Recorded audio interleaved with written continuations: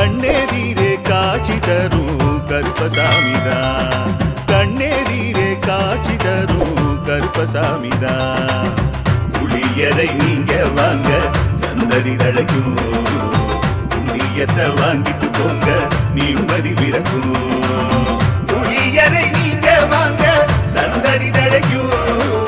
புண்ணியத்தை வாங்கிட்டு போங்க நிம்மதி பிறக்கும். வெள்ளை குதிரை ஏறி வரும் கருப்பசாமிதான். வெற்றி மாலை சூடி வரும் கருப்பசாமிதான்.